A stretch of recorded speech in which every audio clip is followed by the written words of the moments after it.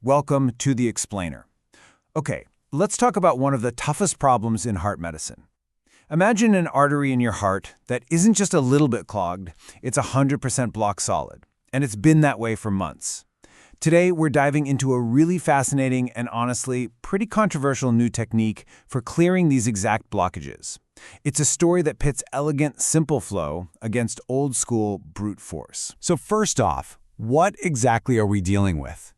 The technical term is a chronic total occlusion, or CTO for short. And this isn't your average blockage. This is a total 100% concrete-like obstruction that's been sitting inside one of the heart's arteries for at least 3 months. It's a real challenge. You see, for years, trying to fix a CTO has been a massive headache for cardiologists. The usual way to go about it feels a lot like what you see here, trying to ram a stiff metal wire through a delicate, winding pipe that's been filled with set concrete. I mean, it's a brute force approach, and it's every bit as risky and difficult as it sounds. Now, the idea of using contrast dye to help out isn't totally new, but wow, has it evolved.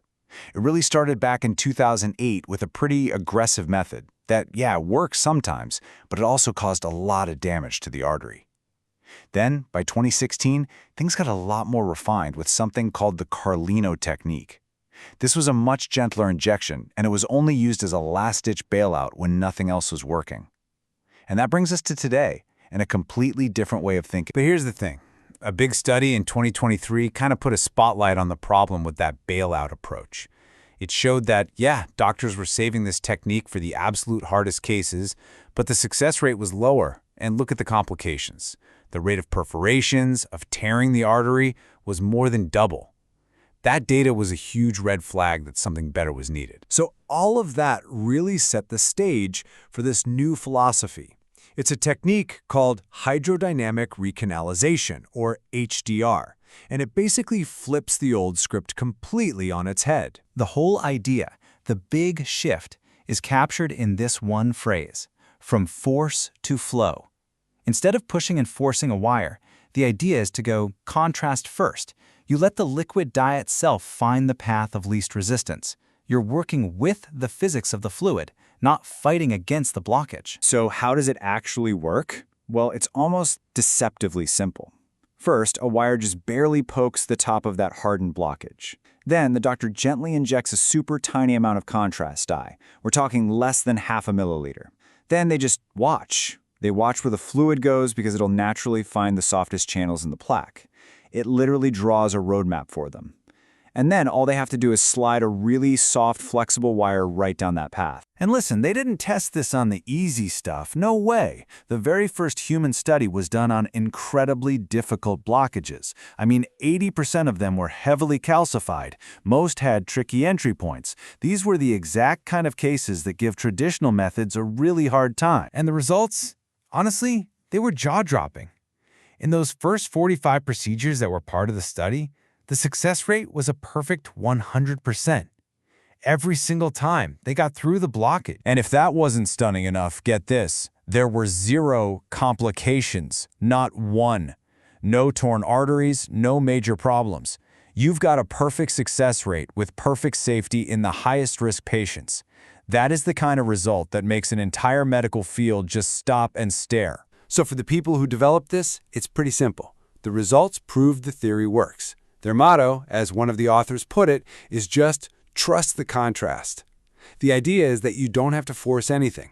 If you let the fluid show you the way, the wire will follow. But you know how it is in science and medicine, right? When a number looks too good to be true, it's practically an invitation for intense debate. And that brings us to the pushback and some very serious questions about this seemingly perfect technique. So you're probably thinking, okay, if the results are perfect, what's the big deal? What is there to even argue about? Well, as it turns out, there's quite a bit. And the whole debate really boils down to one fundamental question. And that question, voiced here by the expert behind the excellent CTO Demon educational channel, is simply, is this safe in the long run? The critics aren't necessarily doubting the initial results, but they are questioning the underlying physics and whether it's truly controllable. Okay, so here's where the disagreement gets really specific.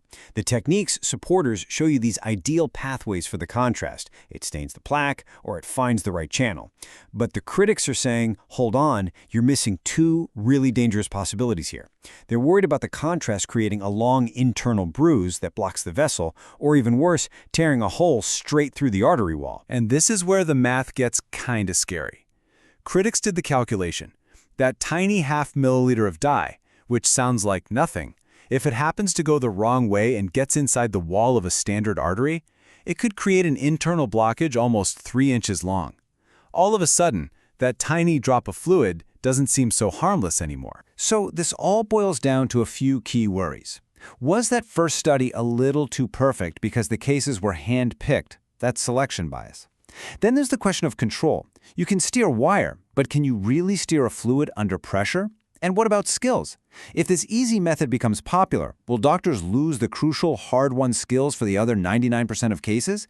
Is this a real foundational shift, or is it just the latest medical fashion? Okay, so we have this incredible new technique with perfect initial results on one side, and on the other we have some really smart, logical safety concerns. So, where do we land? How do we put these two things together? Well, the thinking that's starting to emerge is that this isn't an either-or situation. It's not about replacing the old way. Skilled wiring is still the gold standard, the main tool for almost every case. The real conversation is about whether HDR is a new, highly specialized tool for very specific situations, like, say, a blockage in a crazy tight loop or a stiff wire just can't make the turn, but maybe a fluid can. And this quote just says it all. And get this, it's from that same critic, the CTO demon. He's making the point that we need to be realistic and sober about this. He's saying that yes, maybe this technique has a place, but it's probably a tiny place for maybe 0.5% of all cases. And trying to use it more than that would actually be doing patients a disservice. And when you step back and look at all this intense debate isn't a bad thing. It's actually a great thing. This is exactly how medical science is supposed to work. A brilliant new idea comes along, and before we all get swept up in the excitement, the community rigorously stress tests it from every angle to make absolutely sure it's safe for patients. And that really leaves us with a bigger question, doesn't it? This whole debate isn't just about one procedure. It's about how we see medical progress. Are we always looking for that one magic bullet that fixes everything? Or is the real art of medicine about slowly, carefully building a bigger and bigger toolbox, filled with lots of specialized instruments, and then developing the wisdom to know exactly which tool to pick for the right job?